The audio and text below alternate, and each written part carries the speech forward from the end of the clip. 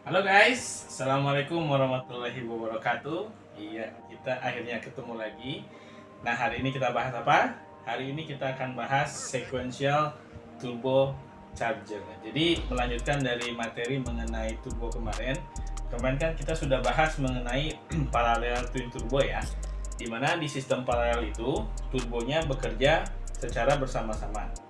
Nah, tapi sebenarnya di paralel twin turbo itu kita masih dihadapkan pada problem apakah nanti turbo yang kita pilih itu terlalu besar atau terlalu kecil.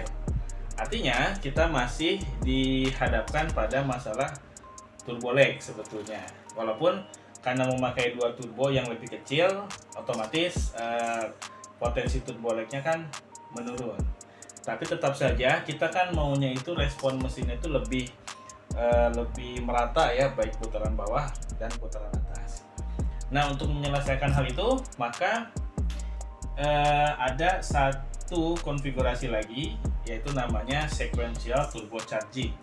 Jadi artinya di sini sesuai namanya sequential, artinya si turbonya itu bekerja secara berurutan atau sequence, ya seperti itu. Oke, langsung saja kita lihat bagaimana cara kerjanya ya. Oke, jadi di sini kita ambil contoh mesin 6 silinder segaris ya. 1, 2, 3, 4, 5, 6 silinder. Oke. Kemudian di sini ada dua turbo charger ya, T1 dan T2. Oke. Jadi di sini tujuannya kita menggunakan dua turbo ini adalah kita ingin mesinnya itu mempunyai respon yang baik di putaran bawah ya, dengan memanfaatkan satu turbo ya. Kemudian nanti dilanjut ke turbo lain di RPM yang lebih tinggi. Nah, di sini ukuran turbonya itu tidak harus selalu yang satu lebih kecil, satu lebih besar ya. Bisa saja ukurannya itu sama, gitu. Oke. Jadi pertama, ketika RPM rendah, di sini teman-teman bisa lihat ada dua turbo ya. Turbo 1 T1 dan turbo 2 T2. Nah, jadi ketika RPM rendah, maka nanti si turbo aliran exhaust dari turbo 2 ini dia akan tertutup. Jadi di sini ada semacam mekanisme valve gitu ya. Jadi ini menutup sehingga nanti si aliran gas buang itu semua diarahkan ke turbo T1 ke sini. Sini ya. Nah, gini. Oke. Karena di sini kan ada halangan, jadi si ini nggak mau ngalir ya. Nggak bisa mengalir. Oke. Jadi semua ngalir ke sini sehingga nanti karena turbo T1 itu menerima seluruh gas buang dari semua silinder, maka nanti T1 akan spooling lebih cepat sehingga dia aktif, lalu memberikan boost ya, memberikan tenaga, lalu nanti boostnya akan mendorong udara dari luar masuk ke intake seperti itu. Nah, ketika RPM makin tinggi, maka di sini ada, kalau teman-teman lihat di sini ada semacam saluran ya. Maka di sini saluran ini yang menghubungkan antara exhaust dari T1 dan T2 itu akan mulai terbuka. Nah, di sini juga ada semacam valve gitu ya. Terbuka, dia masuk ke turbo T2. Kemudian ini juga akan mulai terbuka. Nih. Yang tadi tertutup dia terbuka gitu ya. Sehingga nanti di sini terjadi pre-spool. Jadi si turbo T2-nya mulai dimuter. Ya, disuruh muter ya, muter-muter gitu ya. Muter. Set. Nah, sampai akhirnya ketika RPM-nya makin tinggi, maka T2 akan berputar dengan kecepatan penuh. Ya, jadi T1 dan T2-nya akan berputar dua-duanya. Seperti itu. Oke. Nah, jadinya di sini karena turbonya itu berputar tidak bareng ya, berurutan, maka nanti si respon mesinnya diharapkan akan lebih linear. Ya, jadi di putaran bawah ada tenaga dari turbo 1 dilanjut di putaran atas oleh T2 dan T1 gitu ya. Oke. Nah, tantangannya dari sistem seperti ini adalah ketika proses transisi dari si turbo pertama ke turbo kedua. Nah, ini teman-teman bisa lihat di sini ada kurva ya. Di sini adalah kurva dari kurva tenaga dari turbo 1. Kemudian ini ada kurva tenaga dari turbo 2. Nah, turbo itu dia punya rentang spesifik, rentang RPM spesifik di mana dia bekerja dengan efisien. Jadi di sini si turbonya itu punya efisiensi. Jadi turbo itu paling efisien ketika dia di tengah sini kira-kira ya.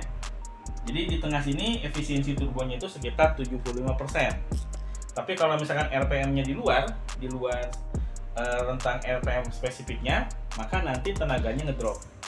Nah, kita tidak mau nanti si turbo 1 dan turbo itu dia rentang RPM efektifnya itu terpaut jauh.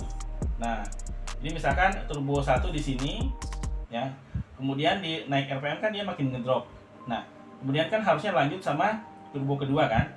Nah, kita nggak mau ini gapnya terlalu jauh, atau malah bagusnya tuh nggak ada gap, sehingga nanti penyaluran tenaganya itu smooth, jadi nggak ada hentakan gitu ya ketika proses transisinya gitu. Nah, di sistem di switchingnya itu, di transisinya itu ya butuh kontrol elektronik gitu ya, butuh valve. Jadi secara mekanisme turbo yang sequential ini dia lebih rentan terhadap kerusakan di sistem sekuensialnya. Kalau paralel kan dia bareng ya, jadi tidak ada masalah.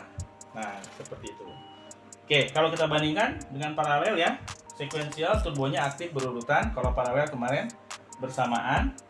Kemudian ukuran turbonya kalau di sekuensial bisa sama ya, seperti di mesin 2ZZ GTI itu turbonya sama ya, yang digunakan sama. Di paralel juga ukurannya sama gitu ya. Oke. Kemudian nanti si transisinya di sini di sekuensial tuh lebih rumit ya. Jadi lebih rumit, kemudian nanti jadinya lebih kompleks gitu ya. Oke, kalau di paralel kita tidak ada problem seperti itu. Oke, kelebihannya ya jadinya nanti respon tenaganya lebih luas ya. Lebih luas dibanding dengan paralel, karena paralel itu kan walaupun dua, dia tuh sebetulnya cuman sama aja kayak satu turbo sebetulnya, walaupun ada dua turbo gitu. Oke, ya contoh misalkan mesin yang menggunakan sequential twin turbo, misalkan tadi saya sudah sebutkan 2ZZ GTI ya. Oke, 2ZZ GTI di mana mesin ini fun fact ya, jadi Supra yang di ekspor ke luar negeri itu dia punya tenaga lebih besar daripada yang versi JDM ya, karena si turbo yang versi ekspor itu dia terbuat dari steel ya. Kalau yang versi JDM-nya dia terbuat dari keramik seperti itu. Nah, jadi material turbo yang berbeda ternyata dia bisa menghasilkan output tenaga yang berbeda juga. Oke. Nah, seperti itu adalah penjelasan untuk sequential turbocharging. Nah, untuk konfigurasi terakhir turbo compound nanti kita akan bahas di video selanjutnya. Oke, terima kasih sudah menonton. Like dan subscribe kalau kalian suka konten seperti ini. Oke, sampai ketemu lagi di video selanjutnya.